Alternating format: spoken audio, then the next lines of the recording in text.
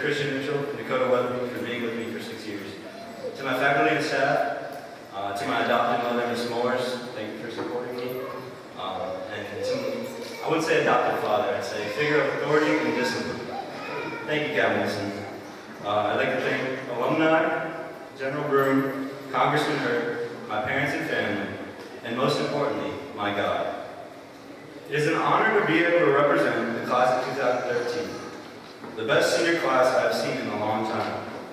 It is crazy to think that next year we will not be matriculating here together, but instead parting off in different directions all over the world. The fact that I will not see you guys in August has not quite hit me yet. I'm sure that this realization will hit me like a truck in about a week. When that happens, I will be in my room crying with gallons of cookie dough ice cream and a new TV series. It is impossible to call this senior class my friends. Calling a cadet my friend would be an understatement. We have all formed bonds here that is almost tighter than family. You guys are not my friends. You are my brothers. 6 years ago, I arrived at Hargrave Military Academy. It was nothing like I expected. Almost immediately I thought, Houston, we have a problem.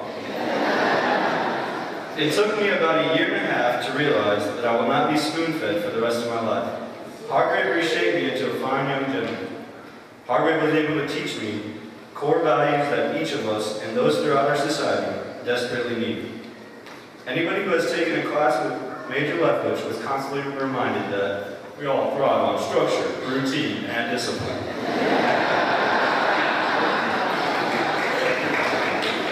Now, we are changing our routine.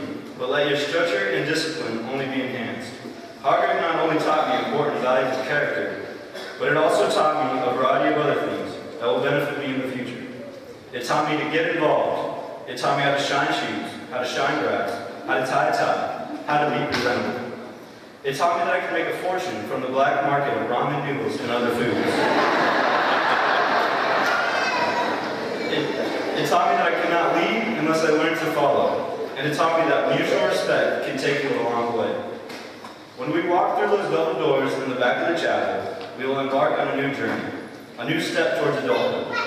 You are the future of our nation and of our world. The world expects our generation to be average. This expectation is what gives our Hargrave class the upper hand. Because while the world expects average from us, we have been trained to be exceptional, outstanding, and dependable men of character. In this room, I can see future congressmen, future diplomats, future teachers, future doctors, future businessmen and CEOs, future generals, and future pro athletes. In this room, I can see the future. As we look to the future, we must never forget the memories that were made here. The memories that we have obtained from Hargrave are now tattoos in our brain.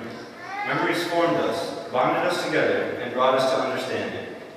The memories given to me at Hargrave are countless, ranging from the joy of first promotions to the pain of breaking my nose in two-hand touch football. Thank you, Christian. It is these memories that make Hargrave an important milestone in our biographies. The marble statue outside says, "I came a boy, and here I became a man." I hold this very true for two reasons. The first reason is because when I came here, I was only 12 years old, and now I'm a legal adult. So, in a physical sense, that is very true. And the second reason is because Hargrave was able to mold me into a man able to deal with and handle the hardships that present themselves in my life. I pray that is the same for all of you. Once we make it out into the real world, life will not be handing out very many lemons. Instead, life will be throwing rocks at us. Sure, we'll get hit and knocked down a few times, but it's our job to get back up and build a mountain. Life is not easy. It doesn't take a psychologist to tell you that.